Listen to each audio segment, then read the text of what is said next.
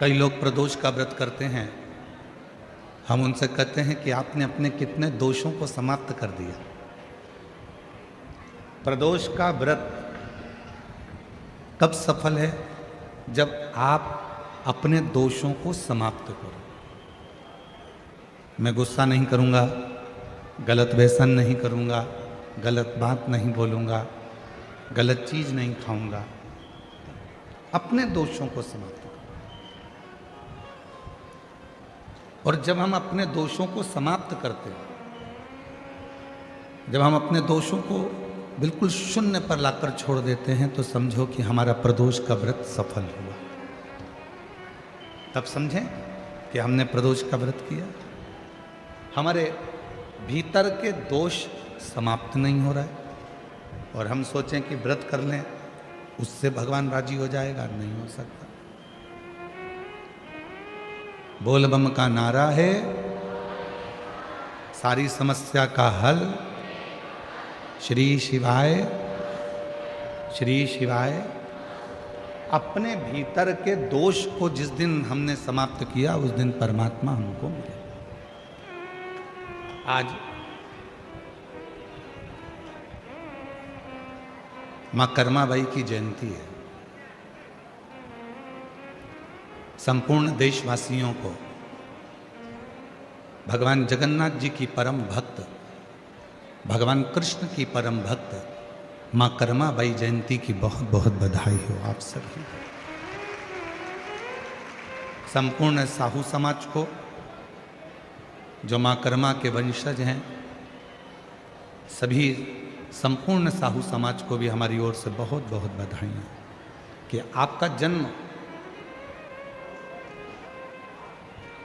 मां कर्मा के उस वंश में हुआ है जिन्होंने अपने हाथों से भगवान कृष्ण को, जगन्नाथ को अपने हाथों से भोजन कराया है। उन कर्मा मां के सभी को साथ हो।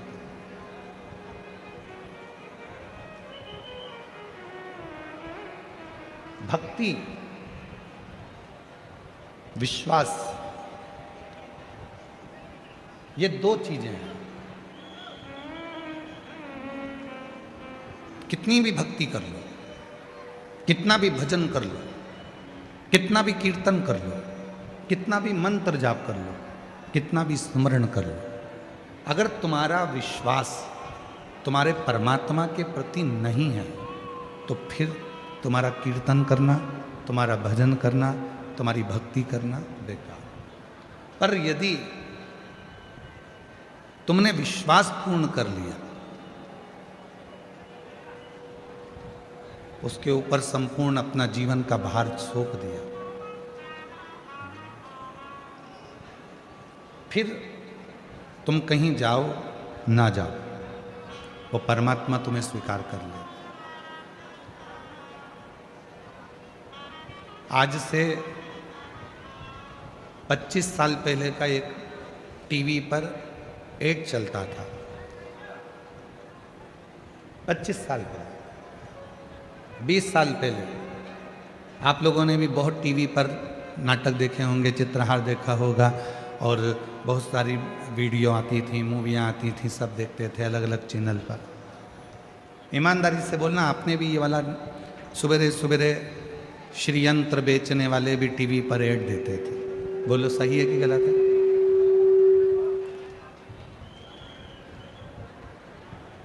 फिर कुबेर यंत्र बेचने वालों ने भी कहा कि हम इस यंत्र को बेचें। फिर हनुमान जी का यंत्र भी बेचने वाले, हम हनुमान जी का यंत्र बेचें। पहले टीवी पर बहुत सारे यंत्र बिकते थे, अलग अलग यंत्र बताए जाते थे। वास्तु शांति का यंत्र है, कुबेर का यंत्र है, लक्ष्मी का यंत्र है, ग्रह दोष निवारण यंत्र है,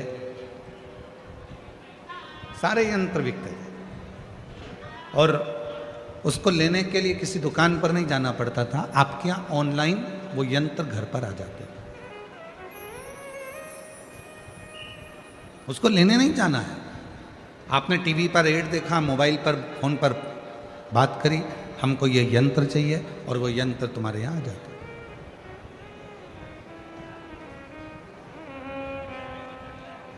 कई लोगों के घर में भी यंत्र होंगे, कई लोगों ने पूर्व में वो उन यंत्रों को बुलवाया भी होगा। पर एक निवेदन है, घर में श्री यंत्र रखो, घर में कुबेर यंत्र रखो, घर में ग्रह दोष निवारण यंत्र रखो, घर में वास्तु दोष निवारण यंत्र रखो, घर में तुम चाहो जितने यंत्र रखो, वो यंत्र कब काम करेंगे? वो यंत्र कब काम करते हैं? जब तुम्हारे यहाँ षड्यंत्र ना हो। जिस घर में षड्यंत्र होता है उस घर में यंत्र भी काम नहीं।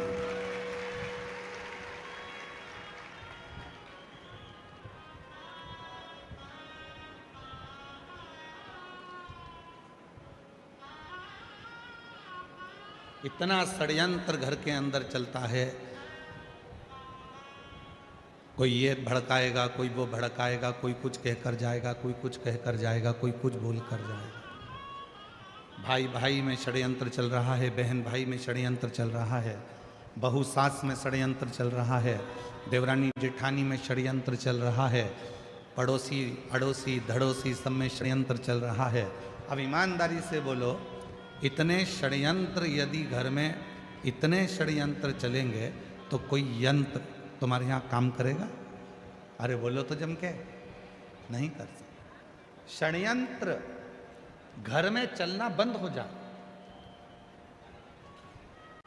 बहू सास का षड्यंत्र चलना बंद हो जाए, ननंद भाभी का षड्यंत्र चलना बंद हो जाए, बेटी माँ का षड्यंत्र चलना बंद हो जाए, बाप बेटे का षड्यंत्र चलना बंद हो जाए, भाई भाई का षड्यंत्र चलना बंद हो जाए, रिश्तेदारों का एक दूसरे के प्रति षड्यंत्र चलना बंद हो जाए। जो ये षड्यंत्र चलता है तो कोई यंत्र भी काम नहीं करता।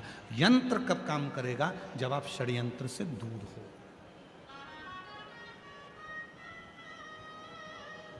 भैया टीवी पर बात करी फोन लगा के, हमारे घर में शांति नहीं है, उसका यंत्र भेज दो। उसने ग्रह शांति का यंत्र भेजा, पर ग्रह शांति का यंत्र काम ही नहीं कर रहा, क्योंकि षड्यंत्र इतना ज्यादा हो रहा है। उधर से फोन आता है वो अपनी माँ को भड़का देते हैं, उधर से फोन आता है वो अपनी सास को भड़का देते हैं, उधर से फोन आता है वो अपनी बहू को भड़का देते हैं, उधर से फोन आता है वो अपनी बेटी को भड़का देते हैं। षड्यंत्र इतना चल रहा है कि ग्रह शांति यंत्र भी काम नहीं करता।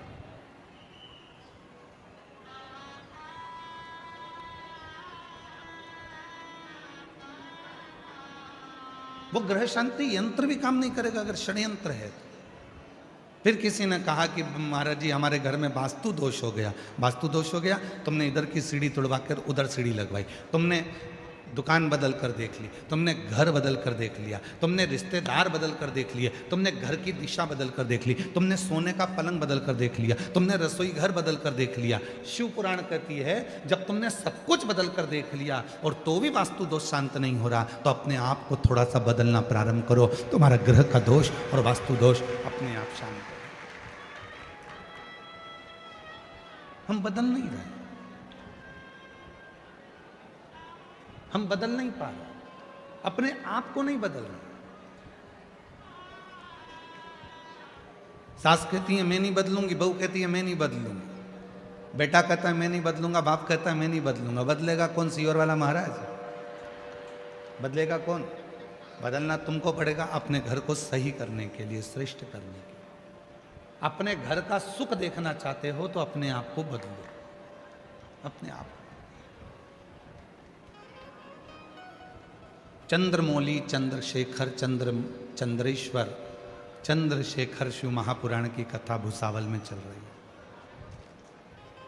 चंद्रशेखर सीखो, चंद्रशेखर शिव महापुराण की कथा से थोड़ा सा सीखिए कि चंद्रदेव सबको बदलना चाहते हैं। चंद्रदेव कहते हैं मेरी जो 27 पत्नियां हैं वो मेरे अनुकूल चले, और चंद्रदेव की 26 पत्नियां कह रही हैं कि आप हमारे अनुकूल तो चलो थोड़ा सा। दूसरे को झुकाने से पहले अपने आप को झुकना पड़ेगा। एक गुरुजी आ रहे थे घर पर, मम्मी पापा ने, माता पिता ने छोटे से बच्चे को समझा दिया, सुनो आज शाम को 4 बजे गुरुजी आएंगे, ठीक है, प्रणाम करना ठीक है, दंडवत करना ठीक है। बच्चे ने कह दिया ठीक है। शाम को 4 बजे गुरुजी आ गए। माँ ने अपने बेटे को बुलाया, बेटे को बुला कर कहा चलो गुरुजी को प्रणाम करो। बच्चा करने लगा नहीं करना। माँ ने फिर कहा गुरुजी को प्रणाम करो, अपने गुरुजी हैं प्रणाम करो। बेटा करने लगा नहीं करना। इतने में माँ ने फिर बेटे को बुलाया, गुरुजी को प्रणाम करो, नहीं करना। माँ ने 2 थप्पड़ दिए, गुरुजी हैं प्रणाम कर, नहीं करना। पिताजी आए, पिताजी ने कहा बेटा अपने गुरुजी हैं प्रणाम करो, नहीं करना। गुरुजी हैं अपने प्रणाम करो, नहीं करना। पिताजी ने भी 2 थप्पड़ दिए। इतने में गुरुजी ने कहा क्यों मार रहे हो? माता पिता बोले ये प्रणाम नहीं कर रहा। गुरुजी बोला नहीं कर रहा तो मत करने दो, तुम दोनों तो करो, तुम दोनों तो प्रणाम करो। और जैसे ही माता पिता ने झुककर प्रणाम करा, इतने में बच्चे ने साष्टांग दंडवत कर लिया।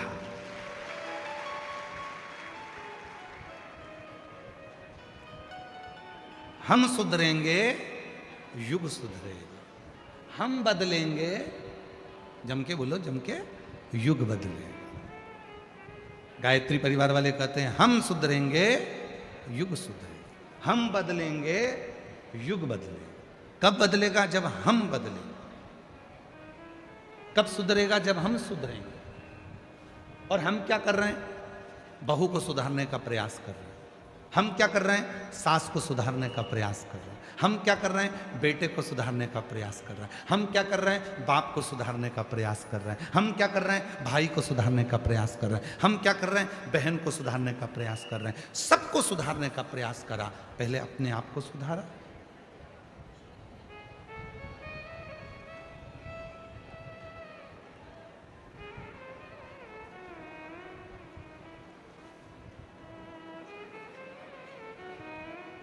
एक प्रवचन देना सरल है, पर प्रवचन देने वाले को भी प्रवचन अपनी जिंदगी में उतारना कठिन है।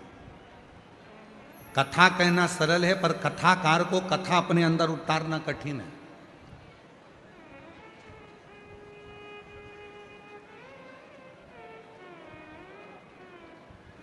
आज के जमाने में ढेर सारे कथाकार मिल जाएंगे, आपको कथा भी कहते हैं, पर वो कथा अपने जीवन में उतारते कितनी, कितना उतारते हैं?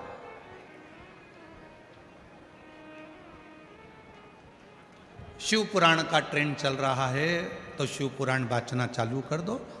श्रीमद् भागवत का ट्रेंड चले तो श्रीमद् भागवत वाचना प्रारंभ कर दो।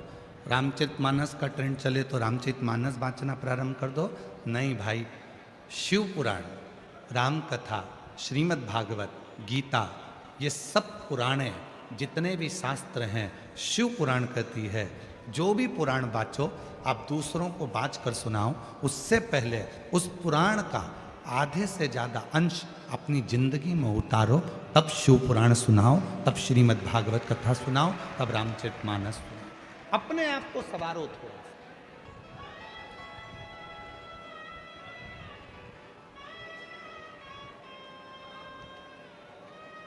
कितना सुंदर प्रसंग है।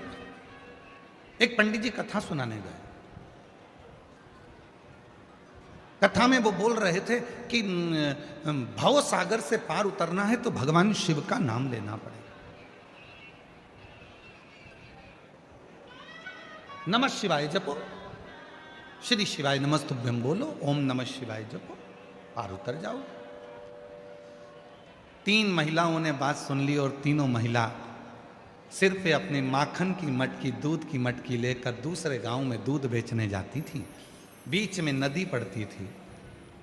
तीनों महिला रोज नाव वाले को बुलाती थी, नाव वाले को थोड़ा सा पैसा देती और उस पार उतरकर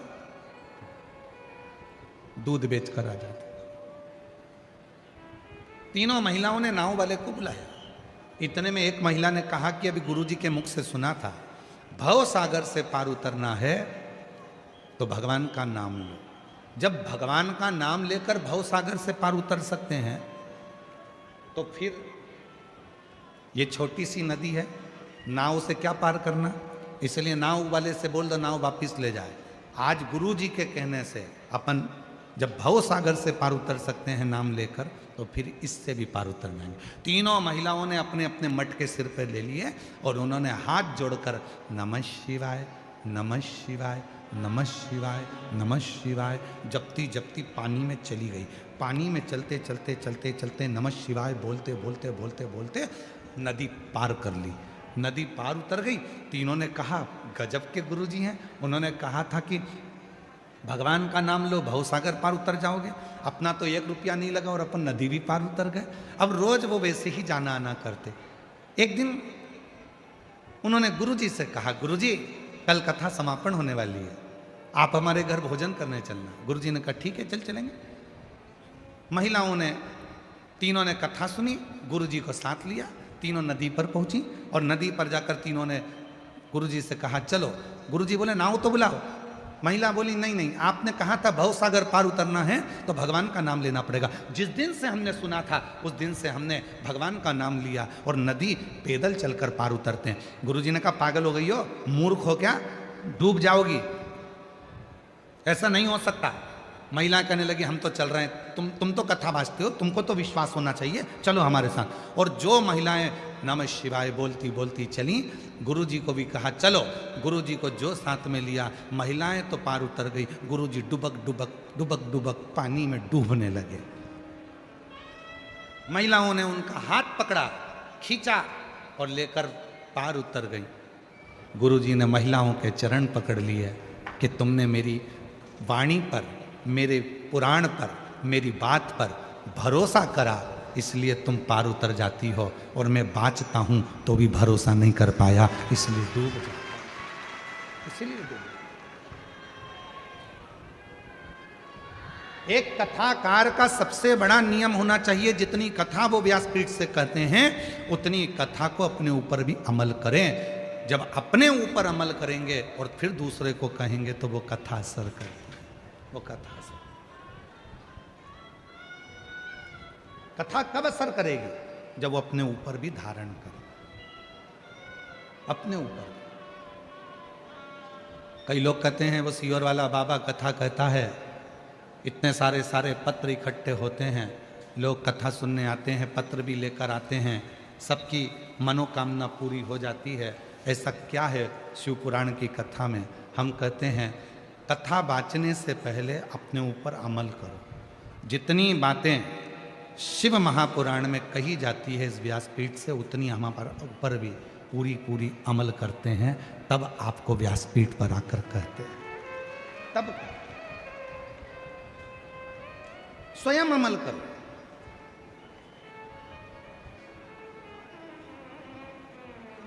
शिव पुराण कहती है बीच की बेलपत्र पर शहद लगाकर शंकर जी को लगाकर एग्जाम देने जाओ। शिव पुराण ये भी कहती है साथ में मेहनत करो, परिश्रम करो, रात दिन एक करो, अपनी मेहनत को 4 गुना करो और फिर बेलपत्री पर शहद लगाकर शिव को लगाकर जाओ, तुम्हें सफलता मिलेगी। शिव पुराण कहती है परिश्रम हल्का मत करना, परिश्रम 4 गुना बढ़ाकर करना। शिव पुराण कहती है।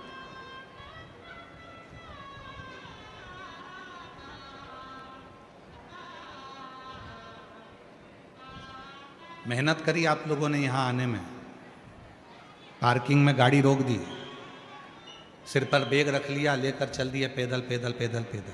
परिश्रम करा आपने, मेहनत करी आपने, तो आप कथा के पंडाल तक पहुँचे हो। मेहनत नहीं करते तो यहाँ तक पहुँच नहीं पाते, घर पर रहते अरे भैया इतनी भीड़, अरे भैया ट्रैफिक जाम, हमसे तो नहीं बनेगा, तो फिर नहीं जा पाते।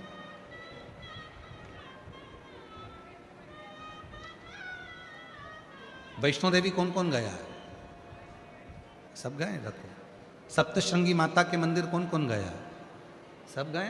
रखो। जब माता सप्तशृंगी के मंदिर पर जाते हैं, सीढ़ियाँ चढ़ते हैं, धीरे धीरे बढ़ते हैं, तो लोग चिल्ला कर पूछते हैं लोगों से, भैया कितना है? चलते जाओ। वैष्णो देवी जाने वालों से पूछते हैं, जब थक जाते हैं, क्यों भैया मंदिर कितनी दूर है? चलते जाओ। फिर पीछे से आवाज आती है, चलते जाओ, मत घबराओ, चलते जाओ, मत घबराओ, चलते जाओ, मत घबराओ। हमारे सनातन धर्म के जितने मंदिर हैं, देवालय हैं, शिवालय हैं, माँ आद्यशक्ति दुर्गा भवानी के जितने स्थान हैं, चाहे वैष्णो देवी हो, चाहे मैहर हो, चाहे सलकनपुर हो, देवास की टेकरी हो, चाहे सप्तशृंगी माता हो, चाहे विंध्याचल की माता हो, जितनी भी माता के मंदिर हैं, हम चढ़ते जाते हैं, ऊपर की ओर बढ़ते जाते हैं और कहते जाते हैं भैया कितनी दूर है, चलते जाओ मत घबराओ, चलते जाओ मत घबराओ, चलते जाओ मत घबराओ। क्यों? वो मंदिर हमें प्रेरणा देते हैं कि मंजिल तक पहुंचना है, बैठ मत जाना, चलते जाना, घबराना नहीं, आगे बढ़ते जाना, तुम्हें मंदिर का दर्शन हो जाएगा, तुम्हें माँ का दर्शन हो जाएगा, सप्तशृंगी माता तुम्हें दर्शन दे देगी, तुम चलो तो।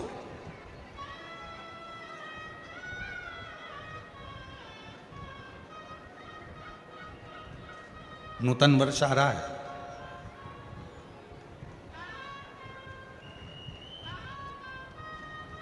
चैत्र से हमारे सनातन धर्म का हिंदू पारंपरिक नूतन वर्ष प्रारंभ हो रहा है। आप सभी को, देशवासियों को, हमारे नूतन संवत्सर की, नूतन वर्ष की संपूर्ण देशवासियों को बहुत बहुत बधाई, गुड़ी पड़वा। नूतन वर्ष आ रहा है। ऐसे वर्ष आते भी रहते हैं, जाते भी रहते हैं, आते रहते हैं, जाते रहते हैं। कितने वर्ष ऐसे निकलते चले जा रहे हैं। हम हमेशा कहते हैं नूतन वर्ष आ रहा है। अपनी नूतन सोच तो लाओ, नूतन विचार तो लाओ, नूतन अपना परिश्रम तो करो, अपनी मेहनत तो करो, अपना परिश्रम अपनी नूतनता के साथ बढ़ो तो।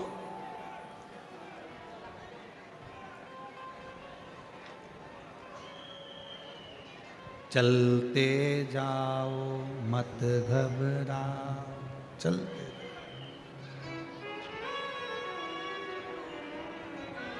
चलते जाओ। एक साल में कई मेरी जीजियां बैठी हैं और कई मेरे जीजा बैठे हैं, और कई मेरी बेटियां बैठी हैं, कई मेरे बेटा बैठे हैं, कई बुजुर्ग माँ बाप बैठे हैं।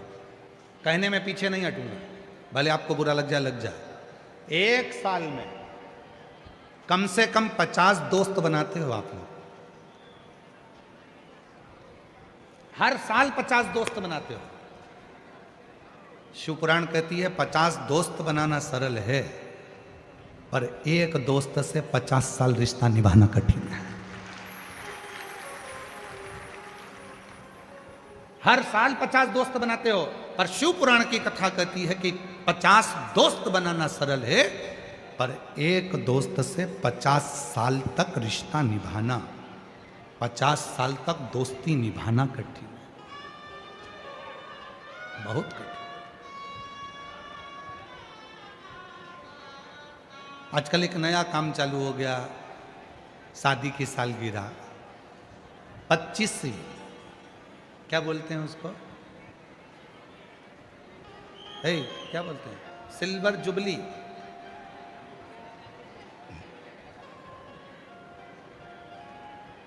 और फिर 50वीं गोल्डन जुबली।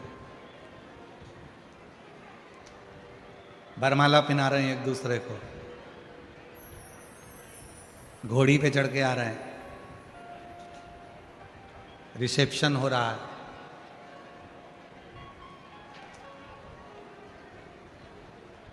हमारे एक यजमान है सीहोर में, श्री राजेंद्र जी अग्रवाल, ब्यावरा वाले, उनकी शादी की सालगिरह थी 50 में। उनके बेटे रवि, रितेश, ये सब आए, कमलेश जी, शैलेश जी बैठे। उन्होंने कहा गुरु जी, हमारे काका जी की, ये रवि रितेश की पिताजी की शादी की सालगिरह है 50वीं गोल्डन जुबली। हमने जयपुर राजस्थान की श्री शिव महापुराण 50 साल शादी के हो गए। कहा हमारा मन है कि हम इसको इस तरह से मनाएं, शादी के फंक्शन जैसा। हमने कहा शादी के फंक्शन तो पूर्व में हो चुके हैं, अब मनाना है तो कहीं भगवान की कथा कराकर, कहीं भगवान का भजन कराकर, कहीं भगवान का स्मरण कराकर, कहीं रुक्मणी मंगल कराकर, कहीं कृष्ण मंगल की लीलाएं गाकर, फिर आप अपनी शादी की सालगिरह मनाओ। फिर उन्होंने वैसी की वैसी ही मनाई, रुक्मणी मंगल कथा रखी, भगवत भजन रखा, स्मरण रखा, और वैसी ही मनाओ। बच्चों का जन्मदिन भी मनाओ, हम मना नहीं करेंगे। हैप्पी बर्थडे टू यू, हमारी तरफ से तुम्हें बधाई हो। शादी की सालगिरह भी मनाओ, मना नहीं है। सिल्वर जुबली, गोल्डन जुबली, तुम्हारी जो जो जुबली और चुगली जो भी है तुम सब मनाओ, मना नहीं है। पर निवेदन है उस जुबली के साथ में, उस जुबली के साथ में किसी प्राचीन मंदिर में, तुम्हारे गांव के मंदिर में, तुम्हारे शहर के मंदिर में कहीं मत जाओ, अपने भुसावल के मंदिर में, अपने शहर के मंदिर में, अपने जलगांव के मंदिर में, अपने गांव के मंदिर में, किसी मंदिर में जाकर जो तुम सिल्वर और गोल्डन जुबली मनाना चाहते हो उस दिन उस मंदिर की पुताई करवाओ, सफाई करवाओ, मंदिर का डेकोरेशन करवाओ और शिव जी का अभिषेक करवाओ, तो सिल्वर जुबली, तो गोल्डन जुबली। एक संकल्प लो, मैं अपना जन्मदिन कैसे मनाऊंगा, आज से नियम ले लो भुसावल वालों, और आज से नियम ले लें पूरे सनातनी जितने कथा श्रवण कर रहे हैं। अपना जन्मदिन आए, 500 रुपए का केक लाना, 1000 रुपए का केक लाना उससे अच्छा है 500 रुपए की पेंट की बाल्टी लेना, कलर की बाल्टी लेना, और कोई पुराना मंदिर तुम्हारे गांव में हो जिसमें धूल जम रही हो, उसको साफ कर कर पुताई कर कर उसको रंगीन कर देना। तुम्हारा 500 रुपए का केक आधे घंटे में समाप्त हो जाएगा, मुंह पे मलेंगे भूत हो जाओगे। वो 500 रुपए का केक 15 मिनट में उड़ जाएगा। पर आज एक नियम बनाओ कि हमारे घर पर जब भी जन्मदिन आएगा, शादी की सालगिरह होगी, हमारे गांव में, हमारे नगर में, हम जिस गांव में रहते हैं वहाँ का कोई मंदिर हम देखेंगे, उस मंदिर में कोई पेंट हम खुद अपने हाथों से पुताई कर देंगे। अपने घर की पुताई करते हैं तो वहाँ नहीं कर सकते।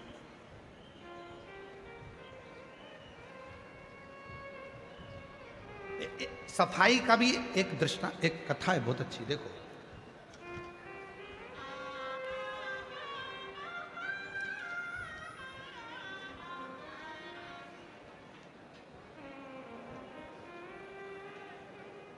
एक सुंदर प्रसंग है शिव महापुराण का।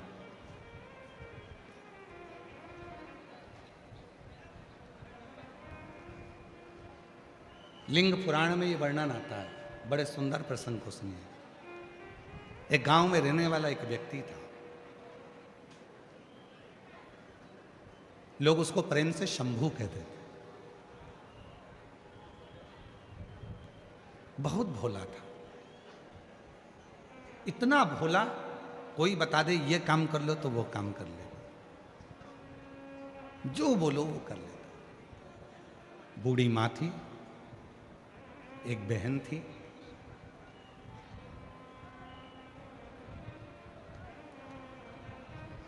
माँ को वो काम पर नहीं जाने देता, बहन को वो काम पर नहीं जाने देता, खुद काम करता। भोला था, पढ़ा लिखा नहीं था, अनपढ़ था, विद्या नहीं थी, इतना विद्वान भी नहीं था, इतना विद्वान नहीं था, पढ़ा लिखा। काम क्या मिलता? किसी पेट्रोल पंप पर भी काम करना है तो थोड़ा पढ़ा लिखा होना जरूरी है, पैसा मिलेगा तो उसको संभाल के रखना पड़ेगा। किसी ऑफिस में काम करना है तो पढ़ा लिखा होना जरूरी है, किसी स्थान पर काम करना है तो पढ़ा लिखा होना जरूरी है। पर उसको तो कुछ पढ़ा ही नहीं था, परिस्थिति ठीक नहीं थी तो विद्या नहीं थी। भोला कहते थे लोग उसे, बिल्कुल सीधा। इस कथा में भी कई माताएं ऐसी बैठी हैं एकदम भोली हैं, एकदम भोली। कई बेटे इस कथा में ऐसे बैठे हैं बिल्कुल भोले, कई बहुएं इतनी भोली होती हैं कुछ नहीं, कौन षड्यंत्र रचने तो उसको कोई मतलब नहीं। कई मेरे बेटे ऐसे बैठे हैं जिनको कोई मतलब नहीं, भोलापन नहीं, कुछ नहीं। और जो भोला होता है ना उसको बहुत काम बताया जाता है। घर में बूढ़ी माँ थी, बहन थी, किसी को काम पर नहीं भेजता था क्योंकि गलत संगत में ना हो जाए, गलत कार्य ना हो जाए, तो खुद काम करता था। एक सेठ जी के पास गया, सेठ जी से हाथ जोड़कर कहा, बाबा जी। भोला ने हाथ जोड़कर कहा, मुझे काम दे दीजिए। लिंग पुराण का ये सुंदर दृष्टांत है, लिंग पुराण का ये बहुत सुंदर चरित्र है, बहुत सुंदर चरित्र। बाबा जी हमको थोड़ा सा काम दे दीजिए। काम? हाँ ठीक है। पढ़े लिखे हो? नहीं। कुछ आता है? नहीं। भोजन बना लेते हो? नहीं। कुछ नहीं। नहीं बना पाते? नहीं। कुछ नहीं। तो फिर एक काम करो, तुम हमारे घर में सफाई करना, तुम्हारे घर में पोछा झाड़ू करना, सफाई। ठीक है, झाड़ू पोछा कर लेंगे, सफाई कर लेंगे। और मैंने तेरे ही भरोसे बाबा तेरे ही भरोसे हवा बिच उड़ती जावागी बाबा डोर हर तो छड़ी नामे कटी जावागी भोले मैं तेरी पतंग शंभू मैं तेरी पतंग हवा बिच उड़ती जावागी बाबा डोर हतो छड़ी नामे कटी जावागी बहुत भोला। एक काम करो, तुम हमारे घर की सफाई करो, झाड़ू लगाओ, पोछा लगाओ, हम तुम्हें भोजन देंगे लेकर, तनख्वाह देंगे लेकर, ठीक? झाड़ू पोछा करना। हर हर झाड़ू कर रहा है, पोछा कर रहा है। एक दिन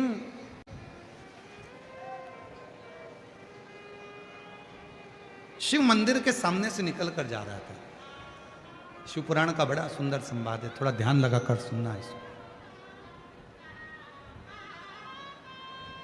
कहते हैं शिव भक्त की कथा सुनने में स्वयं शिव ही आनंद देते हैं, इसीलिए थोड़ा सावधानी से सुनना। शिव मंदिर के सामने से निकलकर जा रहा था। मंदिर में देखा बहुत कचरा है, बहुत सारी गंदगी हो रही है, लोग चढ़ाकर फूल चढ़े जाते हैं, पानी इधर उधर ढुल जाते हैं, सफाई नहीं करता। वो भोला मंदिर में चले गया, सेठ जी के यहाँ जाने से पहले वहाँ सफाई करी, फिर गया।